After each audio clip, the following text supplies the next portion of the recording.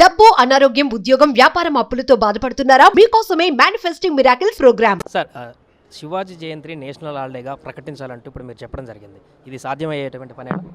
ఎందుకు కాదు? Why not? ఎవడెవడో పనికి రకరకాల వ్యక్తులు పెట్టినప్పుడు ఇది ఒక జాతికి స్ఫూర్తి నింపినోడు, ఈరోజు భారతదేశానికి ఒక యోధుడు, వీరయోధుడు, యువత అంతా ఈరోజు గ్రామాన్న శివాజీ గారి విగ్రహాలను చూసి స్ఫూర్తి పొందుతున్నారు. ఆ వీరుడికి ఎందుకు హాలిడే ఉండకూడదు? ఆ వీరుడి పేరు మీద మ్యూజియాలు ఎందుకు ఉండకూడదు? ఎందుకు ఉండకూడదు?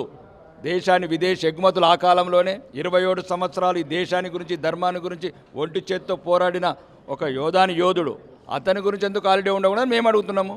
మహారాష్ట్రలో ఉన్నంత ఎఫెక్టివ్గా తెలుగు రాష్ట్రాలలో శివాజీ పైన ఎందుకు యువతకు కానీ మిగతా వాళ్ళకు కానీ ఉండదు? అంటే అవగాహన లేకనా, ఆయన గురించి ఎవరికి చెప్పుకోక ప్రచారం లేకపోవడం? ఒకటండి, ఛత్రపతి శివాజీ గారు తాగిన నీళ్ళే మేము తెలంగాణ ప్రజలను తాగుతాం. ఎక్కడైతే మహారాష్ట్రలో శివాజీ గారు పుట్టిన నేల, భూమి, పవిత్రమైన గోదావరి జలాలనే తెలంగాణ ప్రజలు తాగుతున్నాం. ఆ శక్తి, అతను నింపిన స్ఫూర్తి ఆ నీళ్ళల్లో ప్రవహిస్తుంది. తెలంగాణ బిడ్డల రక్తాలలో కూడా ప్రవహిస్తుంది. రాబోయే రోజులల్లో ఏదైతే ఛత్రపతి శివాజీ గారి పరిపాలన స్ఫూర్తి ఉందో దాన్ని ముందుకు తీసుకెళ్ళి తెలంగాణ అసెంబ్లీ మీద కాషాయ జెండా ఎగిరేస్తాం. కొన్ని ఏరియాలలో శివాజీ విగ్రహాన్ని పెట్టడానికే ఇబ్బందులు పడుతున్నటువంటి ఈ సందర్భంలో మీరు అనుకునేటువంటి లక్ష్యం సాధ్యమయ్యే పనేనా? అట్లా అనుకుంటూనే ఉన్నారు. ఒక్కొక్కటి లెక్కలు ఉన్నాయని చెప్తున్నాం కదా, దాని గురించి కదా ఆరెంజ్ బుక్ తయారు చేసింది. ప్రతి ఒక్కడికి చెప్తున్నాం, దేశద్రోహుల విగ్రహాలు పెట్టే మీరు దేశభక్తుల విగ్రహాలు పెట్టారా? ఇదా పరిపాలన? ఔరంగజేబ్ వారసులున్న రాష్ట్రం. ఎవరిని వదిలిపెట్టాం. ప్రతి గ్రామాన ఎక్కడెక్కడైతే ఆపినరో అక్కడున్న అధికారులకు ఏ రకంగా చర్యలు తీసుకోవాలో చర్యలు తీసుకుంటాం మేము. అది ఆరెంజ్ బుక్ అన్నారు ఒకటి, దాని ప్రధాన లక్ష్యం ఏంటి? ఎవరెవరి పేర్లు ఉంటున్నాయి దాంట్లో? ఏం నింపుతున్నారు ఆ బుక్లు?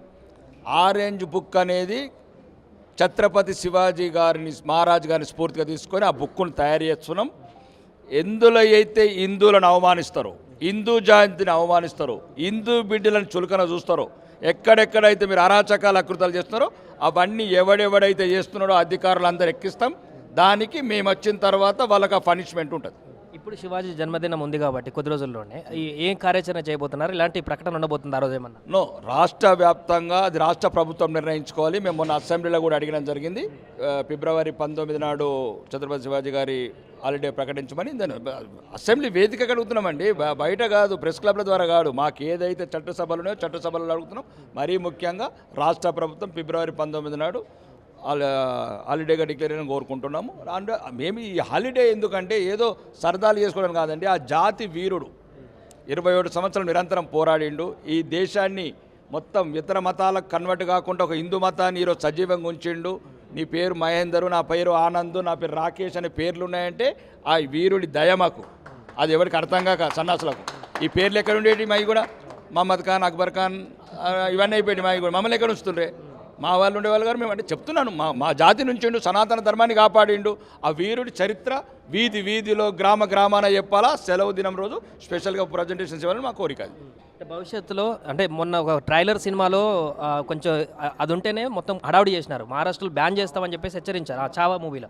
బట్ మన దగ్గర అంత ఎవరైనా అన్నా కూడా, కామెంట్ చేసినా కూడా శివాజీ గారిని అంత ఎఫెక్ట్గా ఇక్కడ చూపించట్లేదు. మీరు ఇట్లాంటి గొప్ప వ్యక్తులను, హైందవ ధర్మాన్ని కాపాడినటువంటి ఛత్రపతి శివాజీ లాంటి వ్యక్తులపైన ఎవరైనా కామెంట్ చేసినా, ఆయన తక్కువ చేసి మాట్లాడినా కూడా వారికి ఏమి హెచ్చరిస్తారు?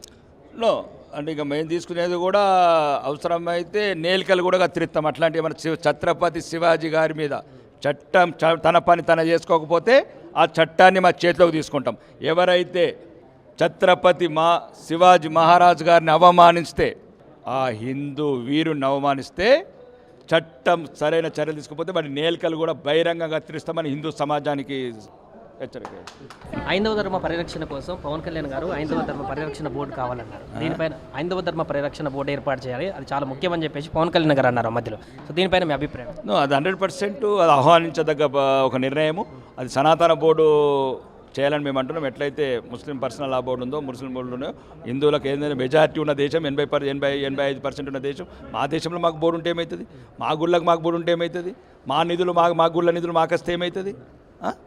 అంటే మా నిధులు ఇచ్చేసి మిగతా మైనారిటీలకు పంచుతారా మా డబ్బులన్నీ?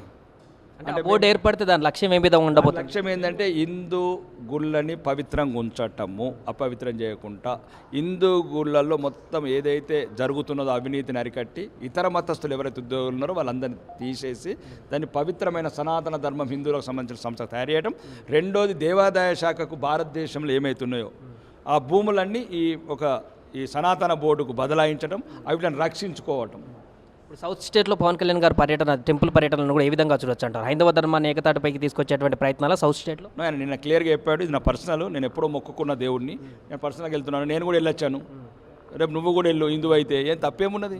దానికి కూడా రాజకీయం ఎందుకండి? నువ్వు మంచి ప్రపంచంలో ఎక్కడ లేని గుళ్ళు ఉన్నాయి, ఎక్కడ లేని కళాకృతులు ఉన్నాయి, ఎక్కడ లేని సంస్కృతి ఉంది, సాంప్రదాయం ఉంది, ఇవన్నీ గౌరవించండి. మీరు హిందువులు అందరూ కూడా మీరు కూడా ఇవ్వండి. పవన్ కళ్యాణ్ నిన్ననే స్టేట్మెంట్ ఇచ్చాడు, అది వ్యక్తిగత పర్యటనని, కాబట్టి దయచేసి దాని గురించి నో కామెంట్. పవన్ కళ్యాణ్ గారి ఐడియాలజీ ఇప్పుడు హిందువులను ఏకతాటికి తీసుకురావడంలో ఒక బలమైనటువంటి ఆయుధంగా మారొచ్చా?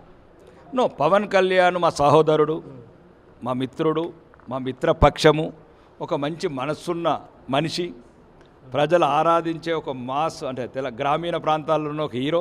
కాబట్టి పవన్ కళ్యాణ్ అంటే నాకు వ్యక్తిగతంగా అభిమానం ఉంది.